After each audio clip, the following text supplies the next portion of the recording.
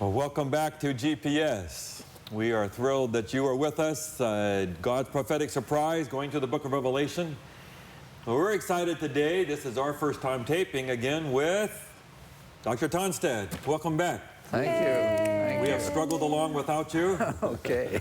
Anyway, we've had fun for the last few weeks and months, but the crazy irony is, which we just told us, is that he's been writing a book which included chapters on the 7 churches. But we got the 3 churches to go, so we will expect really fresh insights now on the Sardis, Philadelphia, and Laodicea. So just to review, we've done the 4 churches so far, roughly 2 shows a church. And the 2 words we've been sort of throwing around, this comes from Bill Hybels many years ago. Ephesus, first love. Smyrna, be watchful. Pergamum, no compromise, and Thyatira, take a stand. But there's much more in all of those. And eventually these will all be online, and you can go back and pick those up. Today is Sardis. I just want to bring this question up. Every church has times of turbulence. The little Catholic Church has had all their issues over the last few years over priests and so on. And our church has had issues the last few years over the role of women in ministry, which has kind of come up again this week as we're taping. And I had a church member pulled me aside last night. He works for us a little bit, and he said, Pastor Dan, yesterday I was done. I was just not going to be a Seventh-day Adventist anymore. I'm just done with the church. If that's who they're going to be, if that's what some of them are going to do, how do you know when it's time to walk out and just say, that is just not okay, that is over the line, I can't approve that, be a part of a group that believes that, does that, says that, like the Reformers, like our church pioneers? When is the time to say, okay, there's some things I don't agree with, but I'm going to stay in and find a way to make it work and make it better? So I typed out from the letter by Ann Rice. Do you know this document? Ann Rice became a Christian. She's a writer, became a Christian, lives in Orange County where I am. And she wrote this, I think last year, maybe 2 years ago. She'd been a Christian for 10 years. And here's what she wrote on Facebook. For those who care, and I understand if you don't, today I quit being a Christian. I'm out. I remain committed to Christ as always, so still a follower of Christ, but not to being Christian or to being part of Christianity. It's simply impossible for me to belong to this quarrelsome, hostile, disputatious, and deservedly infamous group. And she sent that out. Then a few minutes later, that wasn't enough, so she sent another post. As I said below, I quit being a Christian. I'm out. In the name of Christ, I refuse to be anti-gay. I refuse to be anti-feminist. I refuse to be anti-artificial birth control. I refuse to be anti-democrat. I refuse to be anti-secular humanism. I refuse to be anti-science. I refuse to be anti-life. In the name of Christ, I quit Christianity and being Christian. Wow. Amen. I'm not trying to take sides on any of those issues. But she decided enough was enough. Still follower of Christ, but not with this organization anymore. How do you balance the message of the Bible of stay with the church, you know, it's God's church, I will build my church, and when are there time to say, this is just, I can't. The church is too dead, too something.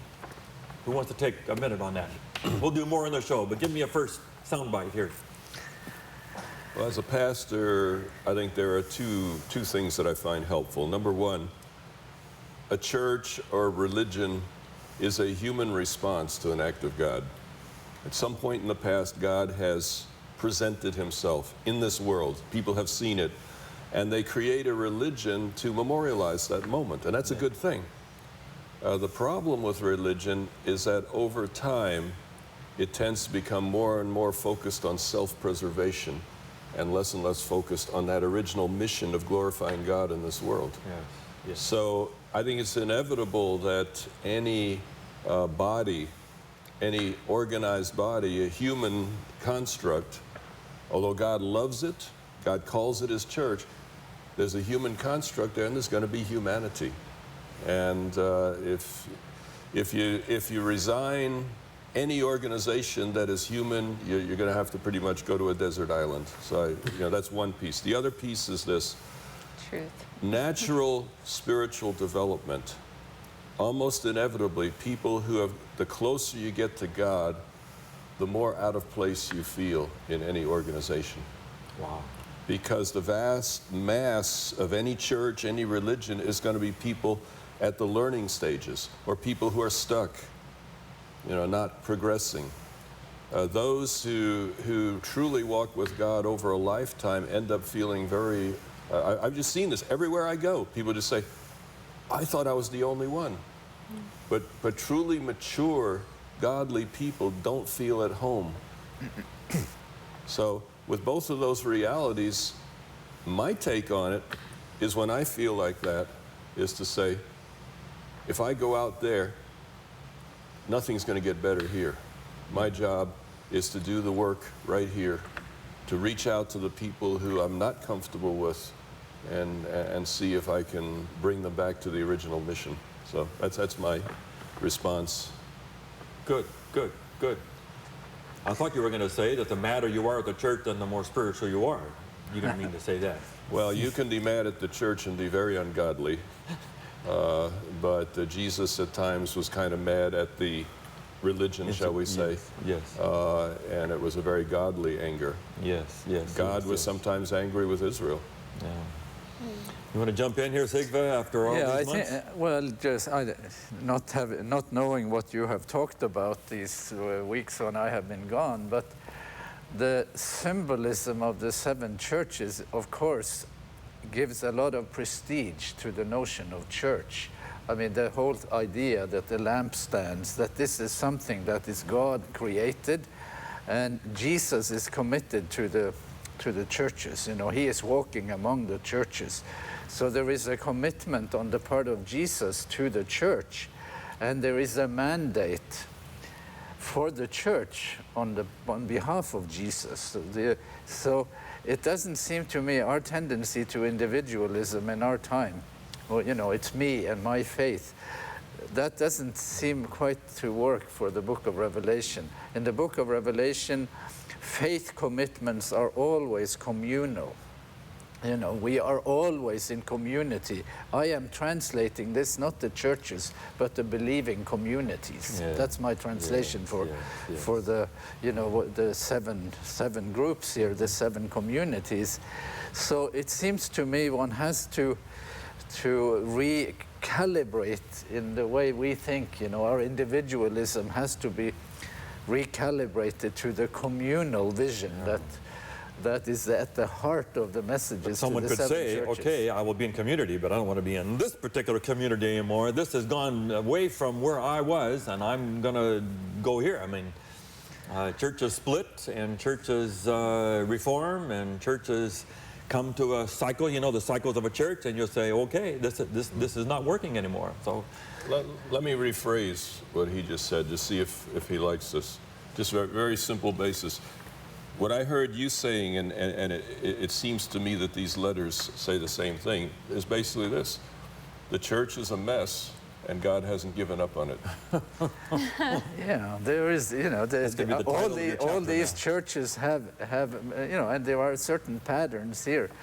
But, you have to, the ending of the 7 churches sees Jesus standing in front of a door, knocking.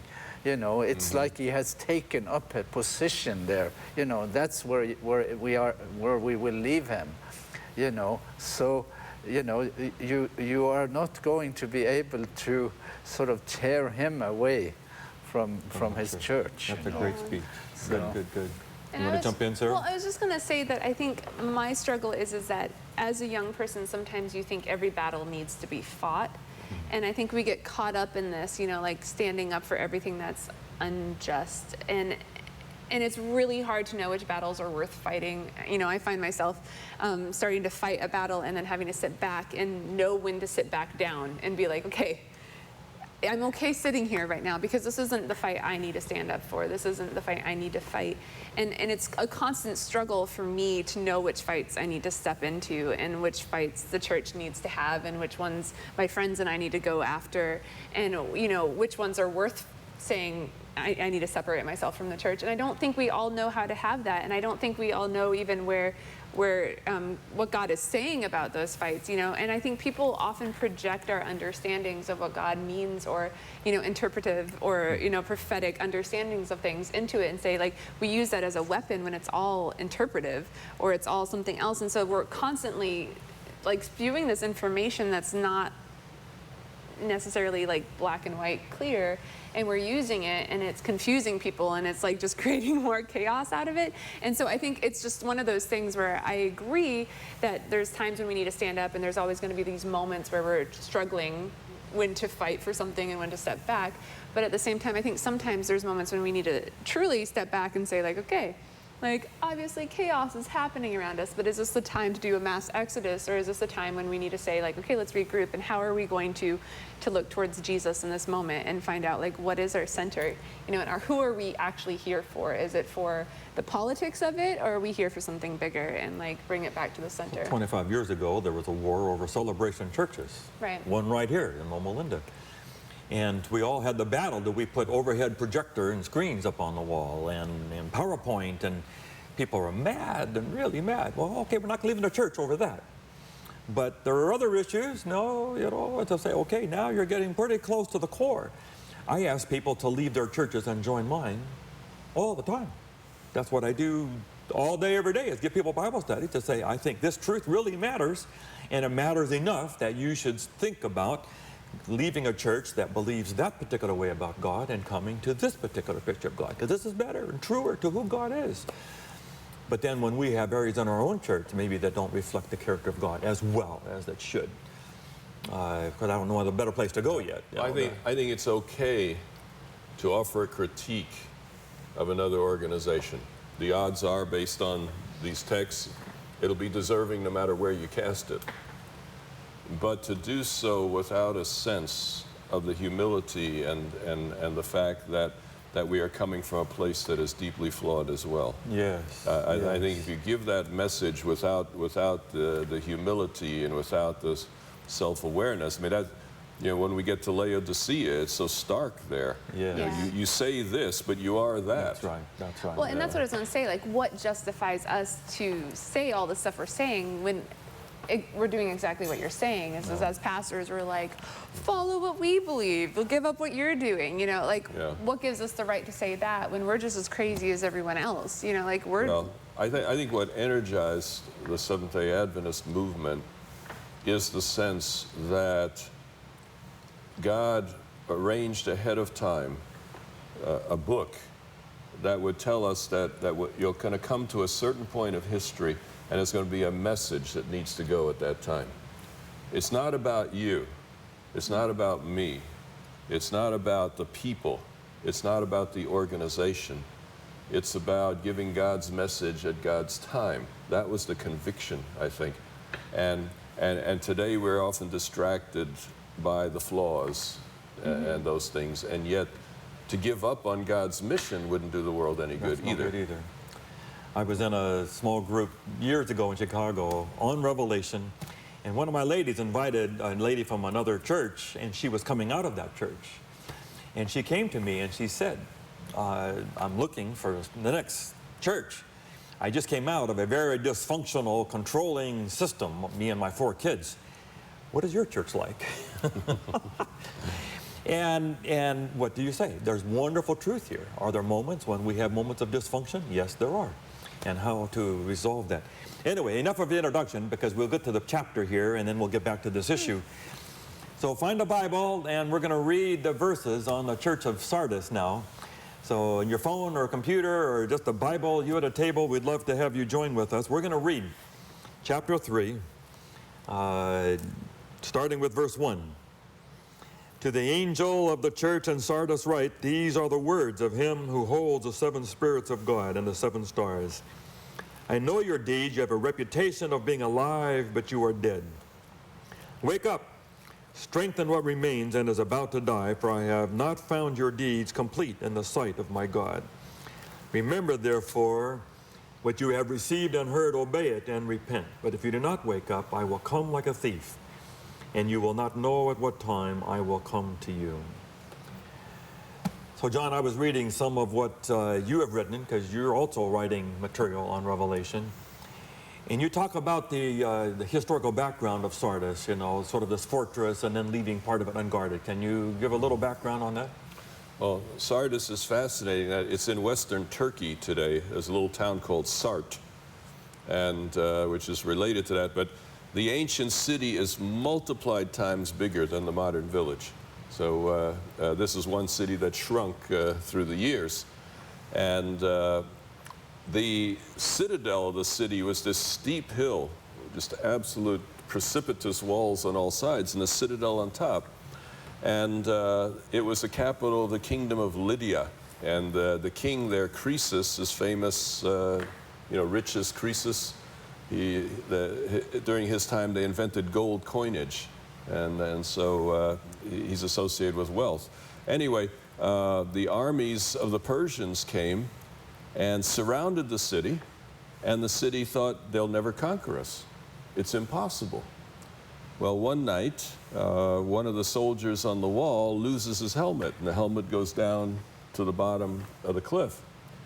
And so that soldier comes over the wall, climbs down the cliff by a route that he knew, retrieves the helmet, climbs back up, and gets back to his post. A Persian was watching, and next night led a group of people up that same route, got to the top, and no one was guarding.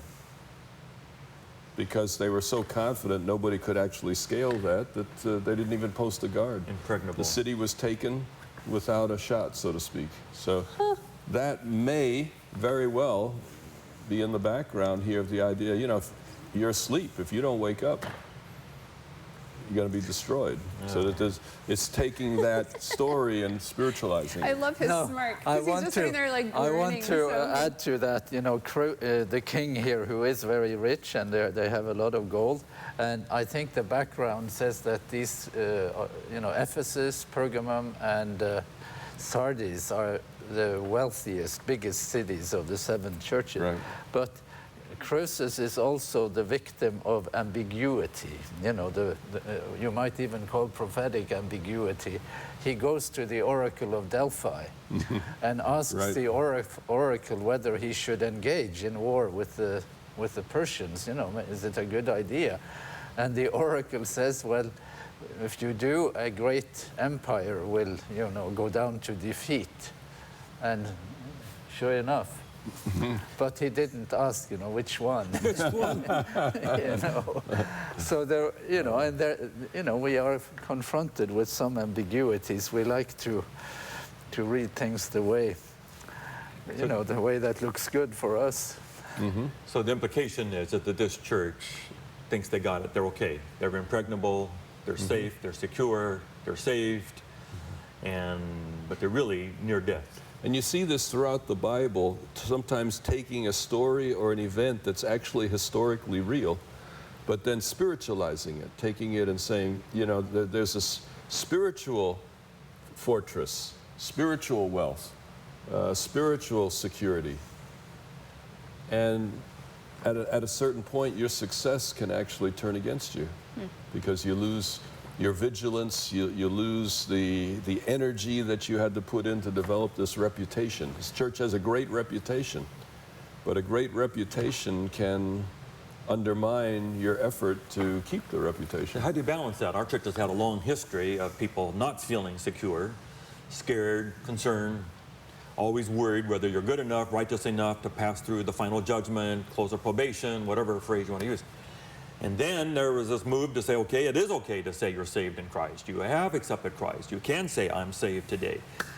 How are we vulnerable to this sense of I'm okay? And maybe you need to be a little careful. But you know what? I think maybe I was just raised in a different world, but I feel like world.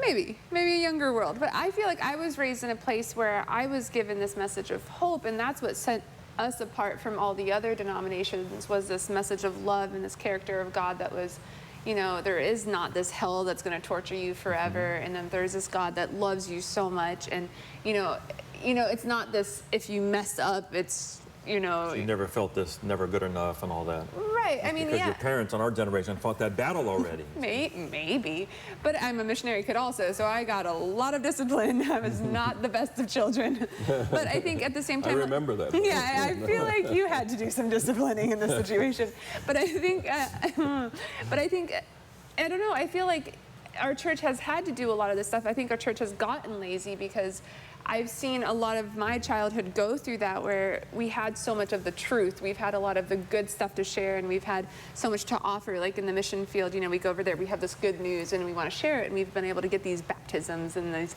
revolutionizing of these communities and these messages of hope. And now we go, and we don't have as much to offer in a lot of senses because there's other Christian denominations and other people that are saying the same exact thing. And so we've gotten lazy because we're not innovative, we're not on the cutting edge, we're actually going backwards in a lot of sense in our church. And so maybe in that sense, we are going backwards. Wow. And so we've lost that, like you're saying, that guard, that forward motion. Well, speaking about Seventh-day Adventism, Seventh-day Adventists, I think as a group, we arose with the idea of value added. In other words, we accepted basic Christianity as a given, but we spoke to people and say, you know, there's a couple things we need to tweak here. And over time, the society has lost that grounding in basic Christianity, and we're still saying the same things. We're offering added value when the foundation isn't there anymore. I totally agree. And that's what I hear you saying. And that's exactly what I'm saying. Yeah. Oh, well said, well said. So it's asked a hard question. What is the difference in a dead church and an alive church? These people looked like they were alive, but really dead, near death, asleep. So just to make a comment on the language, or on the sort of the basic picture here, in some of the churches we have seen before, there is a discrepancy between self-representation and reality. Some people say about themselves that they are apostles, but they aren't. Some people say about themselves that they are Jews, but they aren't. You know, they are representing themselves as something that Revelation finds not to be true. Now, this is a more complicated problem in Sardis, because they are not representing themselves as anything. They are seen to be something that they aren't.